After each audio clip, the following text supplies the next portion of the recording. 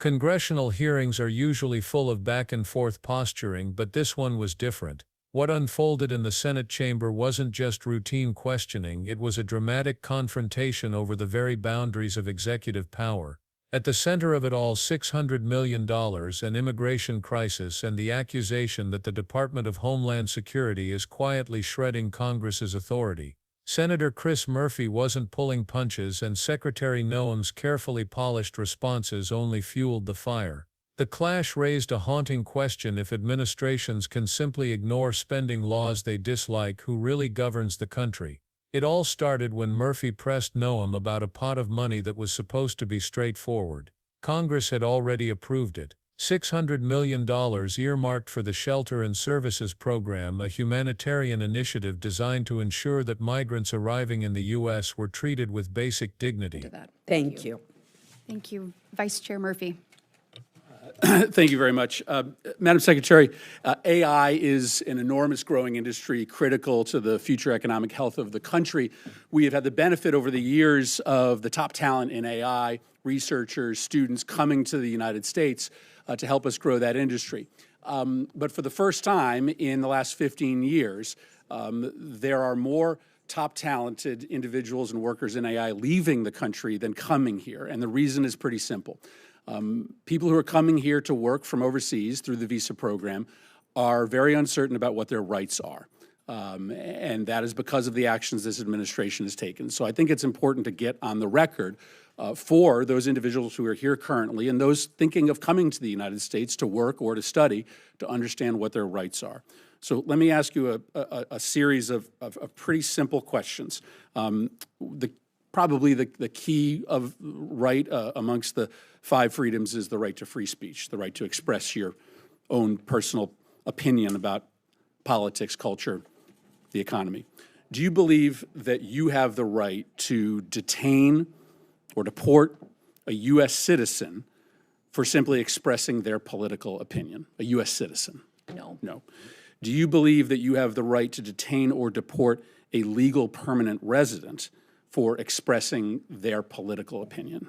I don't make decisions on legal status here in the United States. The Department of State does that, and I would say that as they've gone through an evaluation of who gets a visa, who gets legal status, green cards, they've been evaluating and discussing how that applies. Well, to people I acknowledge that that you don't. I acknowledge you don't make. Right.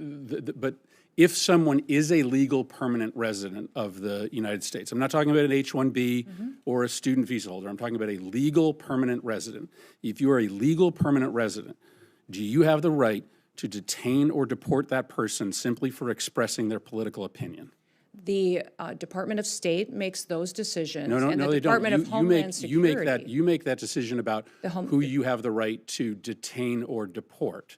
So you are involved in that. Do you believe the United States, do you believe the law allows? The Department of Homeland Security under the Trump administration is enforcing the law, following the constitutional rights of folks who are here as citizens, those who are here legally, and those who are here illegally. So a legal permanent resident is by removal definition orders. here legally. Do you believe, I mean, I think this is really troubling if you can't answer this simple question. Do you believe that the U.S. government can detain and deport a legal permanent resident for expressing a political opinion that the administration disagrees with? The determination you're asking for is based on things that you are determining that the Secretary of State has considered and evaluated. We don't evaluate that, the administration, along with a partnership with the Department of State, on what is political speech and what's an affiliation with a foreign terrorist organization. Do you believe? That's the difference between the two that you're asking. That you can detain and deport a legal permanent resident for expressing a political opinion? We have not detained or we have not deported anybody who's a legal permanent resident or a citizen of the United States. Then say you don't have the ability to do that. We have clarify that for the true. Millions of. That is exactly what I'm doing, is that we have followed exactly what the law is, and that we have not detained or deported anybody who's a citizen or has legal status in this country. We are focused on the worst of the worst dangerous You criminals do not believe you have to the get them out ability, of you the do not country. believe you have the ability to do that. We have not done that at all, and the Trump administration has no plans Well, just to because do you haven't that. done We it do doesn't not mean do that it. you won't do it in the We future. are Do you following the believe you have the federal law ability to to do that or ensure that not? we are doing I think you the were gonna- I exact think- appropriate think- thing in partnership with the Department of State and in partnership with the Trump administration. Have you read I assume you have read the Supreme Court decision in the case of Kilmar Abrego Garcia? Yes. That court decision requires the administration to facilitate Kilmar Abrego Garcia's release from El Salvador. Can you describe the steps that you have taken to facilitate this release? And specifically, can you answer as to whether you have reached out to your counterpart in El Salvador to facilitate Mr. Abrego Garcia's release? Abrego Garcia is a citizen of El Salvador and should never have been in this country and will not be coming back to this country. There is no scenario where Abrego Garcia will be in the United States again. If he were to come back, we would immediately deport him again because he is a terrorist, he's a human smuggler, and he is a wife beater. You've read the Supreme Court decision. Does the Supreme Court decision not require? Yet the funds were still untouched. Murphy demanded clarity. Would DHS actually spend the money as Congress required, or was the administration planning to sit on it? Noem's response was evasive. She insisted her agency was following the law but quickly pivoted, pointing fingers at how the program had been misused under the Trump administration, claiming it had been a magnet for illegal activity. Her words sounded more like a deflection than an answer. Murphy saw through it immediately, warning that if the administration refused to spend money that Congress had already authorized, bipartisan budgeting itself could collapse. That was the first spark, but the fire was just getting started. Murphy's next charge went far beyond delay tactics. He accused DHS of financial recklessness on a scale rarely seen in government. According to his numbers, the agency was on track to spend more than it had legally been given, triggering what's known as the Anti-Deficiency Act. That's not just a bureaucratic slip-up, it's illegal. In fact, it's one of the few bright red lines in federal law that almost no agency dares to cross. Murphy warned the department could literally run out of money by July, months before the fiscal year ends. To him, this wasn't negligence. It was a willful choice, a gamble with taxpayer money that ignored the most basic guardrails Congress had established. His words landed like a hammer. You are going to spend more money than you've been allocated by Congress. This is wildly illegal. Noem barely flinched, but the unease in the room was impossible to ignore. And then Murphy zeroed in on what he called illegal impoundments. That's Washington's dry term for something much more dramatic: refusing to spend money that Congress has ordered to be spent. He listed example after example, not just the Shelter and Services Program but also grants designed to help lawful residents integrate and eventually take their citizenship tests. These were bipartisan programs funded for decades, yet now they were being quietly choked off. To Murphy, this wasn't a coincidence, it was a calculated strategy: starve the programs this administration didn't support while fully executing those it favored. He painted it as a selective enforcement of Congress's will, a dangerous precedent that could unravel the balance of powers. And as he spoke, it became clear that this wasn't just a battle over numbers. It was about who gets to decide how America treats its immigrants. Murphy then turned to Asylum, and here his words cut deepest. He accused DHS of deliberately and systematically violating asylum law by turning people away at the southern border. Federal law is explicit: anyone who arrives at a U.S. border and requests asylum must be processed. Yet Murphy charged that the administration was simply refusing, blocking people from even applying. To emphasize the stakes, he invoked one of the darkest chapters in American history: the refusal to shelter Jews fleeing Nazi persecution. It was that moral failure, he reminded the chamber, that inspired the asylum framework in U.S. law. To ignore it now, he warned, was to betray not only legal obligations but the very lessons America swore never to forget. You don't get to choose that, he told Noem. The law requires you to process people.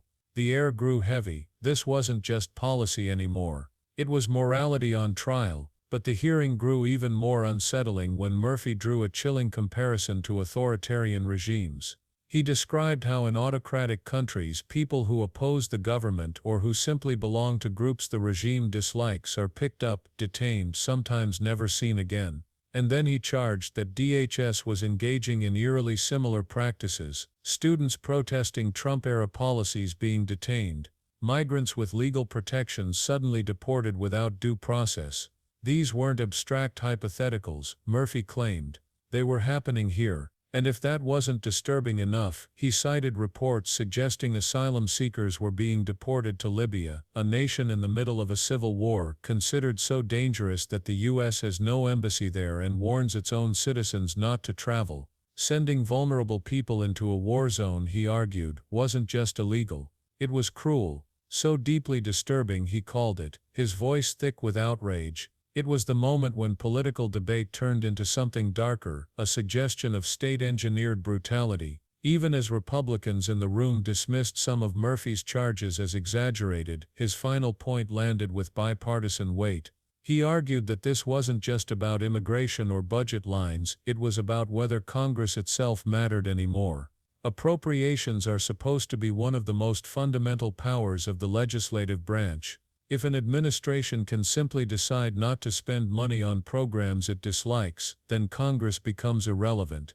Why even write a budget if the executive can ignore it? Murphy warned that this would be precedent-breaking, shattering the very process of bipartisan governance. Once that norm is broken, he cautioned, it would never be restored. Every future administration could cherry-pick which accounts to drain and which to starve, reducing Congress to little more than a suggestion box. Destroying the power of Congress, eroding constitutional rights, these should matter to both parties, he declared. His warning wasn't about one administration but about the future of democratic governance itself. So what do we make of this showdown? Was Secretary Noem simply exercising discretion in a difficult budget year, or was she deliberately undermining Congress to push through an agenda Congress never approved? Murphy painted a picture of an agency not just out of control but actively working to erase the role of the legislature. Whether you agree with him or not, the implications are enormous. If administrations can ignore the laws Congress writes, then the balance of power that has defined American government for centuries begins to unravel. And once that precedent is set, it may never be undone. That leaves us with a haunting question: who truly holds the power to govern, the representatives we elect, or the agencies that can choose which laws to follow? Let me know what you think in the comments. Is DHS protecting national security, or is it crossing a line that could fundamentally change how our government works?